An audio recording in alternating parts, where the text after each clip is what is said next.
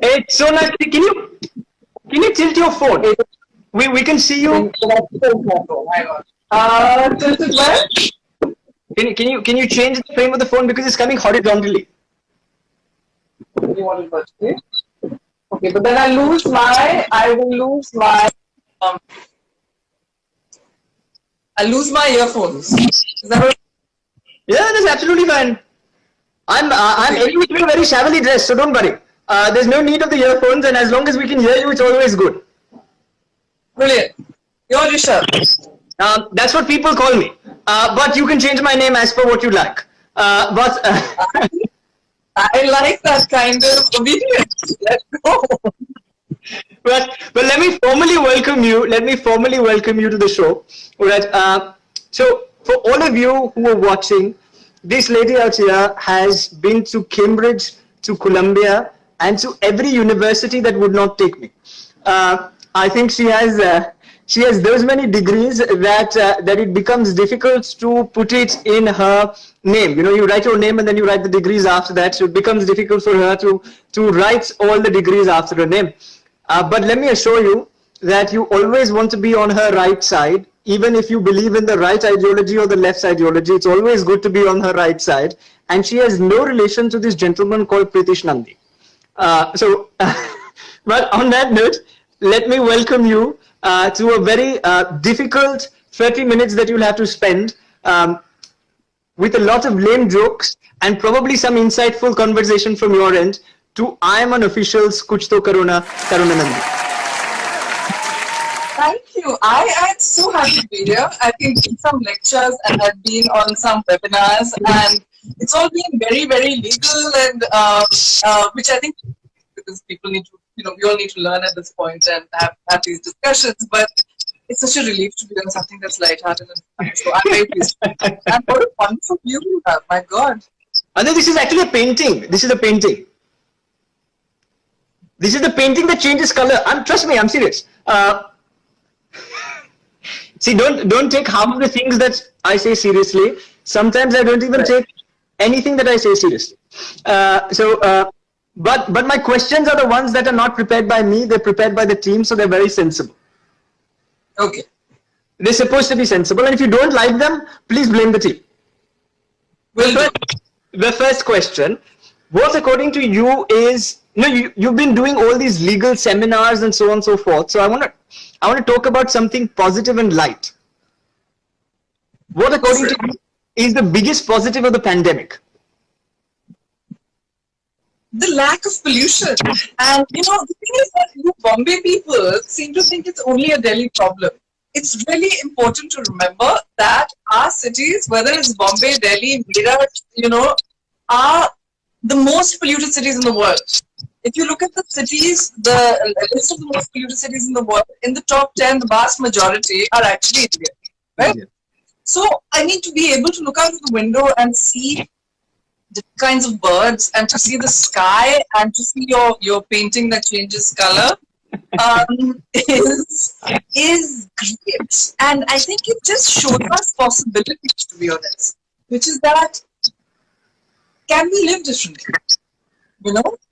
If we were to concertedly work towards limiting pollution and having, sort of fostering a better environment, spending a bit more time with our family, and can we have better lives? I love the fact that these questions are being asked. I love the fact that we're getting an opportunity to actually try and live something. So I think that is fantastic. Let's keep in mind that it's us privileged few that are able to be that are able to do this, but it's something to be thought of. No, it's very, very true, and I do completely agree to what you just mentioned, saying that it is important for us to lift the mood and the morale of the country, even if it is just for the privileged few. Because I know so many people who are sitting at home and are very anxious. But But people in Bombay just blame Delhi for a lot of pollution, because I think 21 out of the 30 cities, the most polluted cities in the world, have Delhi in the top 3 consistently. And policies are made in Delhi, not in Bombay. That's the problem. Karuna, this is the problem, that policies are made in Delhi. No, policies are made everywhere. Policies are made by the state governments and policies are made by the central governments. But also, the thing is, I think what happens with Bombay is that because Bombay compares itself to Delhi, and Delhi is an absolute gas chamber, Bombay misses its own pollution. You shouldn't be comparing yourself to Delhi, you should be comparing yourself to Pondicherry or something. Calcutta, for example, is as bad as Delhi, but people aren't talking enough about it or doing enough about it because it's not Delhi. There isn't that kind of focus. So, frankly, as a country, I think we have to sort ourselves.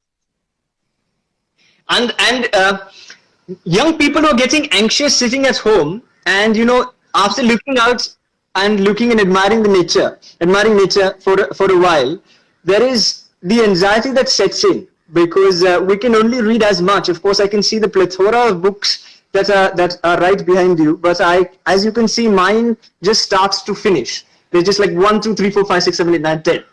So what is it that we can do sitting at home? What is it that we can do sitting at home to get rid of this anxiety?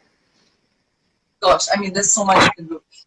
I firmly believe that this is like, we need to exercise and meditate as part of our life in general. Now, this is not something that I achieve every day at all, right? But I do think that makes us, just as a daily habit, it makes us, look, you try and do it every day, and like if you manage to do meditation, say 3 times a week, or exercise like 4 times a week, I think you'll be really, really well set, because there's a ton of evidence to say that it reduces anxiety, it increases happiness. In terms of reading, everyone says they're reading. Most people are watching Netflix and Amazon. But if you're reading something that's just fun, and like honestly, I do think that if we're going to encourage our reading muscle, we just got to read whatever we feel like reading. At least at the first instance, not self-improving books, because you're not going to do it, So, but there's evidence to show that causes happiness too. I would say that when you're reading and when you're watching, even shows online, do watch stuff, because there's also evidence to say, like Kuch Toh Karona. I'm very big of evidence, but there's also evidence to show that you experience the thing that you are reading about or that you are watching, right? So you don't. I mean, it's a dystopia in any case. So we look at the sort of lives we're living, right? So do you want to watch another dystopia? I would say keep up with the news. Make sure that you're contributing to those who are less privileged, whatever you can. We have to make sure that we're contributing to from our balconies while we're clapping. And I'm doing clapping and I'm doing the light. You did it. Right? Did you do it? Did you do it? Okay. Yes, I did do it, actually. I did do it. And you've seen all the critiques and all that. I still did it. Why did I do it? Because I have a neighborhood that cares about this stuff. And my neighborhood is full of, good middle class people, and they care about, they think that there's solidarity amongst each other. My point is, you absolutely cannot just cater to me and my balconies, and my balcony lamp lighting. You have to cater to the people who need it a hell of a lot more than me. And when, while we're lighting our lamps, you have people walking sort of, on the roads and starving, and infants being yanked up onto trucks, and people dying, and labor laws being lifted. And basically, I think what's happening at the moment, and this is what's terrifying, right, is that I think that there's an expropriation. Like they're basically taking away of other people's health, right, and money, right, and yeah, basically taking away other people's health and money, so that we can have our health and the money of of certain business owners, not small to medium business owners, but large business owners, can increase. So not me. And this is what's huge. And I don't think we should switch off from that. I don't think we should, because we are anxious, switch off from that. And I also think that it takes us out of our own anxiety, right? Right. Also, with our own anxiety, we're going to have to live with We should do whatever we can for our safety. We should focus on the numbers. You know? No, you were talking about balconies and us being, privileged and sitting on our balconies and doing A, B, C, D, X, Y, Z. Now I'm feeling very guilty of sitting on my balcony, and therefore I'm going to move. You were pretending to be so, but you have like this great view.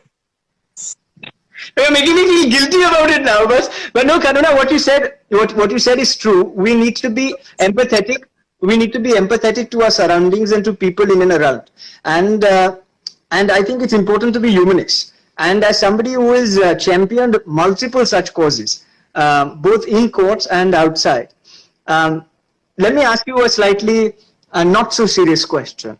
Because you are somebody who's been jet setting across the world and across the country whenever, I'm sure when it wasn't lockdown, you were in 2 cities on one day.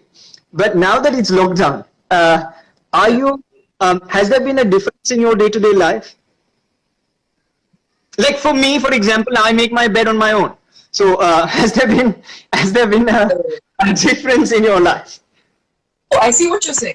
So look, I actually have a ton of work at the moment. So we have a few fresh petitions. We've done some work for the Bhopal victims because they actually have a much higher incidence of COVID, right? So the first stop, you have the same set of people that have more and more problems because the companies have been just so violently neglectful, and and also the governments. So the first 14 people who died in Bhopal of COVID were Bhopal victims, right? I think there was one who wasn't. The rest were all Bhopal. Right. So we had a regarding that. Then we have a few other urgent petitions. We also have 2 big petitions for a fintech, a large fintech entity. So we've been working really hard, and we've been working, right?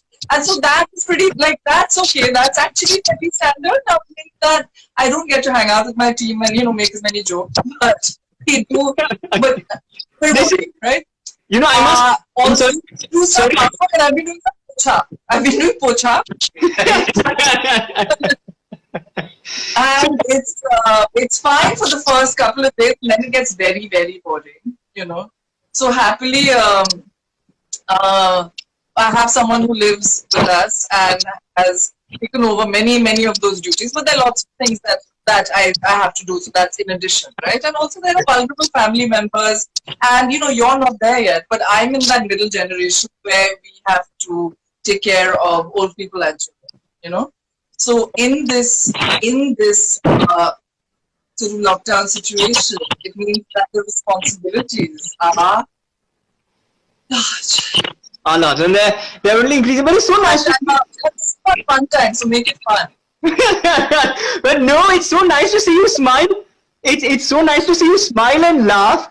On all these studio debates when I see you, and even when I've heard a few from my friends, and that Karuna Nundy is one of the most serious and one of the best lawyers, of course, but one of the most serious people in the country. Are you sure you're going to do a show which is a light-hearted show which is going to infuse positivity? And I was frightened because as much as you infuse positivity, you rarely smile. So I'm glad that you're smiling. And I think because you're smiling, I'm feeling much better and much happier because I was very worried. Lots of senior people have come on the show, but I was very worried when they said Karuna Nundy is coming on the show. I said, I really am fond of her. But will she smile? No, but Karuna, let me ask you. The second part of what we do is called Tumbi Karuna. Okay, so you said you watch Netflix, or rather, we watch Netflix. Is there a moment in your life where you're not reading all those gazillion books that are kept behind you, and you're watching and binging on some Netflix recommendations that you could give? Yes, so I am watching Good Fight, and I often avoid legal shows because it's a bit like going to work.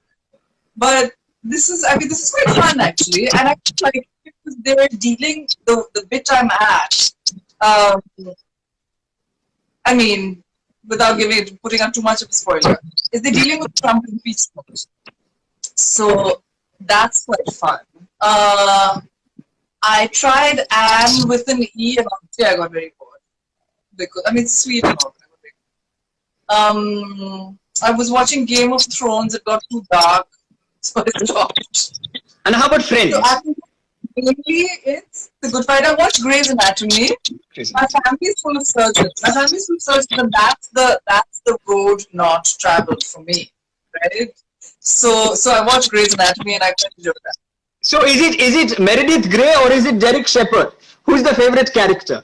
Now that Derek is gone, is it Meredith?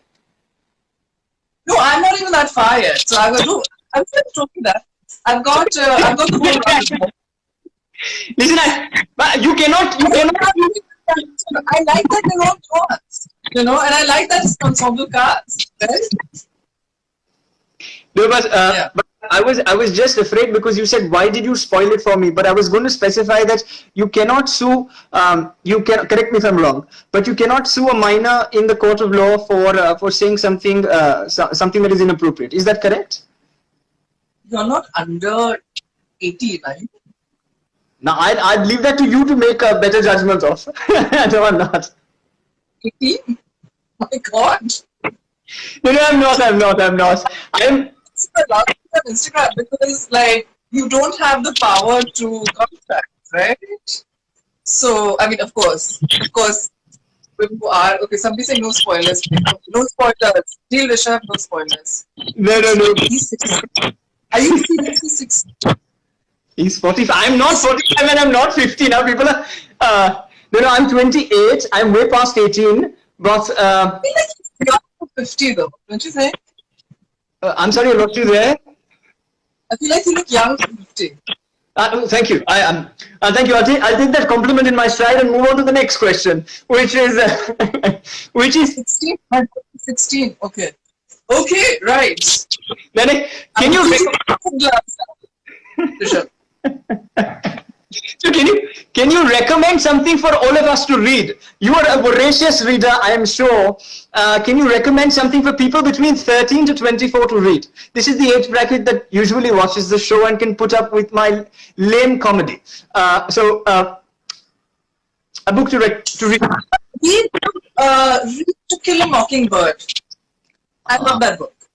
It's a really easy read and it's inspiring, and it's about a hero lawyer. Right. It's not problematic, right? It's not unproblematic, but it's still a fun read. You should read it. You can. I would say it's more for the older age range, not for the 13-year-old. Although, listen, I tried War and Peace when I was 14, and so I think that anyone should pick up any book and see whether they connect with it or not. I mean, I don't think you should buy yourself reading it. The Annihilation of Caste, Right. It's fantastic. If you have the opportunity, it's by Dr. B.R. Ambedkar. And Right. It's amazing readable. And so I feel like if you have the opportunity to get that early and shapes your worldview, which is lucky, rather than someone. You could also read Himayana, which is it's a graphic novel, and it's about Dr. Ambedkar's life, and that's a really easy. That's 13-year-old as well. How nice! I think you've given me more books than I can read in 365 days. So tell me, I must ask you whilst you are here that you are somebody who greatly inspires for what you believe India stands for. If I may ask you this question, slightly outside that of the pandemic, what, according to Karuna Nundy, is her idea of India? What is your idea of India? I love this country. I love this country so much. My idea of India is one which is just get rid of the phone. My idea of India is one that is full of different colors and shades and stronger because of it and richer because of it, right? And I feel like we all come from all of this because, I had a very special event that happened in my life, and I go to the Nizamuddin Dargah here very often. Right. And it's a really, really special place to me. I also go to Haji Ali when I am in Bombay. Bombay. I love Haji Ali, you know. Oh, And I feel that like this is as much a part of us as the religion that I was born into, as Hinduism, you know. Like my mother wasn't a puja doer, and she was a bit, so she was raised an eyebrow when I started doing Diwali pujas in the office, you know. But I do I like the ritual. I actually really enjoy the ritual, you know.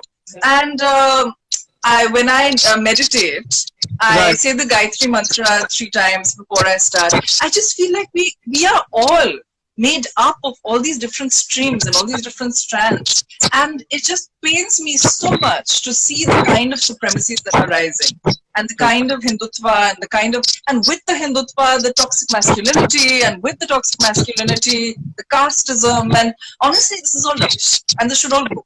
Because we have a very beautiful country, and we just have a really amazing cultures, and you know, to sort of box ourselves into silos and to prevent them from flowing into each other is just, it's nuts. It's just stupid. You know, there is a lot of phobias in our country: Islamophobia, homophobia, transgender phobia, Transphobia, transphobia, right? So, as somebody who advocates rights of people, do you think your idea of India also encompasses the fact that everyone must and should be treated in an egalitarian worldview, like with an egalitarian worldview, that everyone is equal and there is nobody who's different? This is the intelligent question that I prepared and kept. So, please. No, I don't think people should be treated equally. I mean, what did you think my answer was going to be? Look, of course people should be treated equally. Of course people should be treated equally. But also, I think we really have to keep in mind, right, that people have to be treated equally with all the differences that they have, right? Our law provides for that, you know? So, therefore, I find a lot of people saying that, look, okay, for example, that on the Supreme Court, women should get there on merit, right? That there should be no special provision, like whether it's Parliament, that women should get there on merit. There should be no special provision, whether it's Dalits. And we see this most often with Dalit reservation, right? That it should all be on merit. Now, the thing is that, you know, frankly, Rishabh, that argument is complete rubbish. Okay, it's just a stupid argument. Because basically what we have at the moment is we have reservation for very few people. We have reservation for Hindu, upper caste, able-bodied, straight men. You know? So we're losing out on the talent and the brilliance of everybody else. You know? Think about it that way. So there's a whole large pool in this country that is brilliant, that is not being recruited because of their identity. I mean, we are really losing out on that pool of talent. So it's nuts, and that can't happen. So I think we have to make sure that everyone is addressed depending on where they're at, right? Yeah. No, so this is exactly what I wanted you to elucidate on, because, you know, quite honestly, this is the only question that I thought would make me look smart. So now moving forward to a quick... So moving forward to a quick rapid fire with you. You know, I would want you to answer honestly the first word that comes to mind when I say the following words. The first thing that comes to your mind when I say the following words. Do I get a hamper? Of course you do. It's another show, just like a popular show on Star World. The only difference is that nobody sponsors this show. That's why you get a hamper, and that hamper can only be delivered right now. So if you can get us a courier service right now to deliver you, we can deliver it. Right. Okay. So it was 16, so I'll let it go. Carry on. The first question, I'll ignore the last statement, and the first question is, the first word that comes to your mind when I say coronavirus. COVID-19. Law. When somebody says law to you. Right. Food. Ghee. I don't give a lot of ghee. But you can afford to eat all the ghee. For people like us, we can't. Now, the next thing which I want to ask you is this is a very interesting one. When somebody says the Bharatiya Janata Party, Saffron. Saffron. It's very I'm not going to give you my first word. It's too obvious. I'll give you like, I'll pick out of the first 4 or 5 words, okay? Rich, supremacist. Okay, next one, India. When somebody says India. Beauty, love, colors. Fun. When somebody says fun, what comes to mind? And you could even say Dancing. sorry? Dancing. Dancing. All right. So may I ask? So you dance often? Like you've trained classically? Oh, No. no, I've danced all my life. So when I was a little kid, my mother used to say that I used to dance in and out of doorways, that I didn't walk, you know. And so we did, and I went to the Gujarat Education Society school called Sardar Patel. All right. Vidyalaya. And we did Garba and Dandiya every single year. Really? And then I trained, in Cambridge I trained a bit in contemporary dance and also did some performance art and then considered doing it professionally. But initially I needed some support for startup funding. And my family basically said, are you going to be a dancing lawyer or a lawyering dancer? So that would be But these days you dance in the courtroom on the heads of the opposition lawyers. So that's something all of us know about you. But moving to the next thing, if somebody said positivity, what is the one thing that comes to mind when someone says positivity? Joy, inspiration, practice. You could say Rishabh also. It's not a crime. Maybe next time. Maybe after I get the hamper. Okay, human rights. When somebody says human rights, what comes to mind? Basic, inalienable, fundamental, most important. Constitution. Love, bizarrely, because that's actually where my work comes from. It comes from a place of love. A place of love. Yeah. I would ask that question to anybody who was in the opposition benches, saying, how much of love did you feel when you were fighting Karuna Nundy? The question is, where did it go? Where did it go? How do you explain the importance of legal rights to somebody who is 13 years old? What's the importance of legal rights to somebody who's 13 years old? And you could change legal and change that. Law is, okay, so what law is about power. It's about how you relate to your family, actually, how you relate to people outside, how big companies and how you relate to government. And at the moment, of course, your main interaction is with your family and with your school, right? But think of, and hopefully everything's going well, but think about when it's not going well for some people, like The Winslow Boy. It's a great film, right? Where this kid was wrongly accused of actually a crime. And to live under that shadow, I mean, that's where law comes in, natural justice, due process, like that you must be heard. There are also children who are being abused in their homes. That's where the law comes in. There are children who are starving. That's where the law comes in. Also, let's remember that under the Child Rights Convention, you have the right as a teenager, as you too, Rishabh, though I don't think you lack a voice, but to participate. And I love shows like this, right? Like, because it means that, like, and next time, there is a next time on the show, another show with young people, ask more questions and let's make sure that the video is there so we can have a chat, like, one-on-one, right? Because I feel like, particularly in India, where there's so much age hierarchy and there's so much seeing and not hearing of children, like, it's really important to, for teenagers and even for little children, actually, for under 18s across the board, to make yourselves heard. Because you know what? You're going to be stuck with this, polluted climate. sensitive world when the rest of us are gone. So your voice is incredibly important. No, I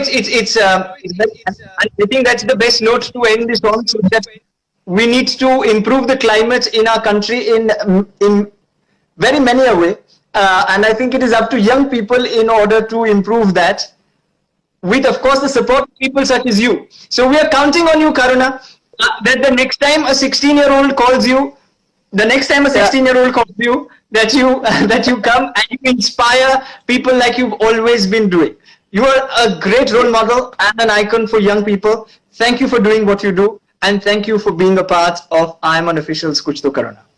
And you're fighting our case. Thank you. Remember. And thank you all. And thank you all for engaging and watching. And Jai Hind. See you soon.